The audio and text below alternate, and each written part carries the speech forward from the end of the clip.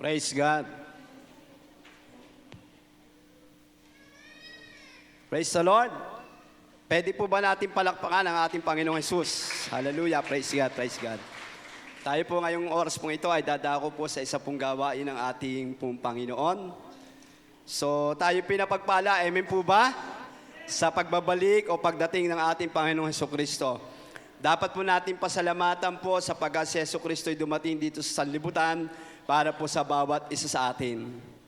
Kahapon po kasi, bilang po jeepney driver, galing po akong Calamba. Yun po aking route, Calamba, Lipa o Laguna, Batangas. Yan pong ating rota ng paghanap buhay. From Calamba hanggang Lipa City dito sa katedral, ang dami ko po nakakita yung palaspas. Alam niyo po yung palaspas?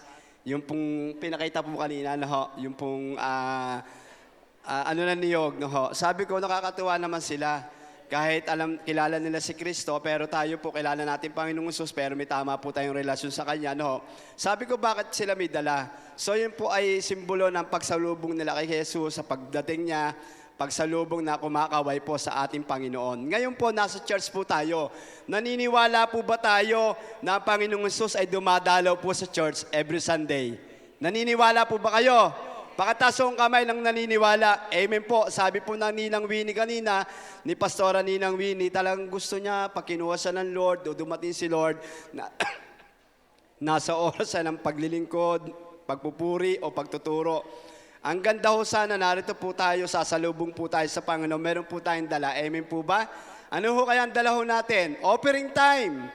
Magbibigay na po tayo. Meron po ba kayong dala? Opo, yan. So, basahin po natin sa Ikalawang Kronika, chapter 29, verse 31. O 2 Chronicles 29, verse 31. Atin pong babasahin. Sige po, samahan niyo po ako. Dahil dito, sinabi na Ezekias, na italaga na ninyo ngayon ang inyong sarili kay Yahweh. Yung pong ginawa natin kanina, habang nakikinig po tayo, itinalaga natin ating sarili sa Lord.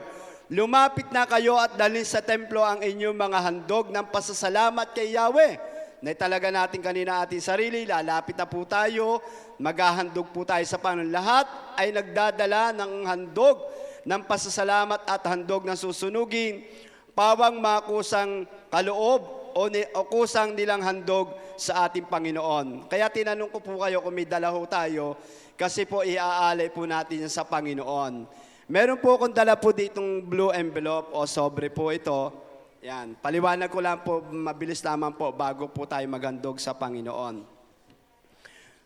Kung inyo pong mabubuksan po dyan, ito po yung lagi po natin naririnig sa mga preacher po ng mga tithes and offering. Meron pong top M. No po? Yung una po, yung tithes po natin. Pakisulat po, kung meron po kayong ganito, at kung wala po, pwede po kayo pumunta sa Aseret Table, manghingi po kayo o hingi po kayo.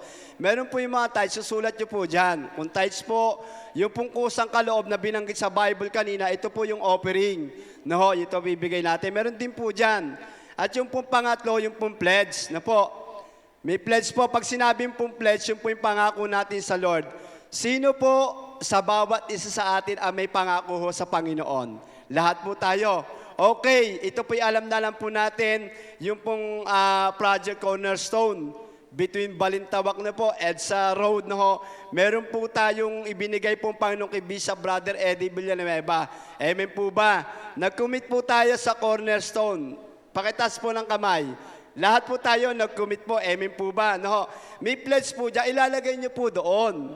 No? Doon sa column na pledge, ilalagay nyo po doon, yung po ay para po sa Cornerstone. Ngayon po, ay Brother Nomer, wala pa akong ganan. Meron po tayo, naka-plus po sa screen. Ito po ang official GCash ng Jesus is Lord Church Lipa City. Nakalagay po dyan na pangalan po is Lorna Sikat. Kasi, di ba, minsan nagpapadala tayo sa GCash. Kaninong pangalan? Ang magpa-plus po kay Lorna Sikat. Pero siya po ay official po na GCash po ng JL pa. Kaya po, kung yung mga cornerstone po natin, na ibibigay po sa Lord, January, February, hindi pa ako nakakapagbigay. So, meron pa ho tayong 2 weeks para ibigay po natin. Amen po ba? Okay po ba yon? Kasi sabi po ng Lord, magbibigay tayo kay Lord, may handog.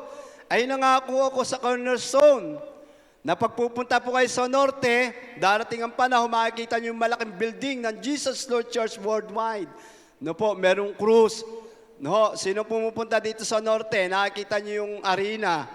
No, ang ganda sana kung tayo meron din pong ganon. Amen po ba? At ang ganda po kung ikaw po at ako ikabahagi. Kaya alam niyo po, marami na pong patotoo.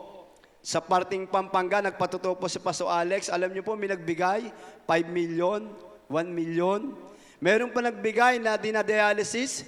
No, ang sabi ng pastora, okay na po, nauunawaan na po kayo kasi nagpapagamot kayo. Alam po sabi noon, sister, hindi pastora, gusto kong makatulong, gusto kong magbigay sa Lord, kabahagi ako ng cornerstone. Ang sarap po marinig. No po, ang sarap po sigurado nararamdaman ko, tuwan-tuwa ang Panginoon. Ang isang may sakit, gusto makatulong sa project po ng Jesus Lord Church. Amen po ba? So, yun lamang po. At kung kayo po yung mga mission offering din po, ilagay niyo din po dito kung yun po ay mission. Amen po ba? Tayo po yung manalangin sa oras pong ito. Let's pray. Lord, salamat po sa pagkasama-sama po kami na nagpapasalamat sa isa pong katuruan na amin narinig, sa iyo pong pagparito, Panginoon, o pagdalaw po sa bawat isa amin. Kung Lord, ang bawat isa, Panginoon, ay may mga handog. Lord, ang sarap po, Lord, na kami po lalapit sa iyo, sasalubong sa iyo, na kami po may mga dalang handog, Panginoon. Kaya naman po, O Lord, i-blessyo po ang babae at lalaki nang magbibigay ng handog sa iyo. Ito man po yung offering, ito man po ay tithes, Panginoon, o pledge, Lord God, o mission, o Lord God, even Lord, ang mga tao na patuloy na magbibigay ng awit sa iyo, Panginoon. Kaya po, dalangin po namin, pagpalain niyo pong oras po ito, pagpalain niyo po ang aming ipagkakaloob, Panginoon. Marami po salamat. Ito pong aming panalangin. Sa pangalan ni Jesus, tayo po magsabi po ng Amen. Praise God. Praise God. Sabi nga po sa John 14 verse 6, we love because He first loved us. So, kaya po sa oras ito, patuloy po tayo magbigay para sa ating Panginoon. Praise God.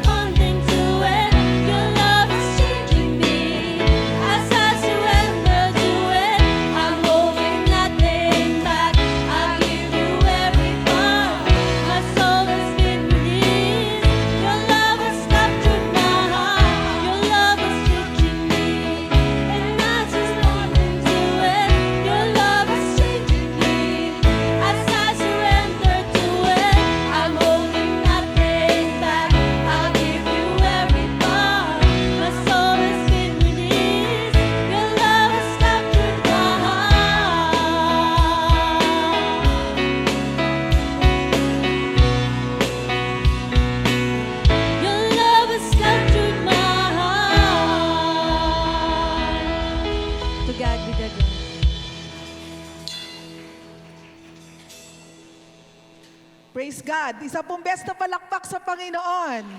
Amen. Yung po mas malakas. Purihin po ang Lord. Tayo po ay may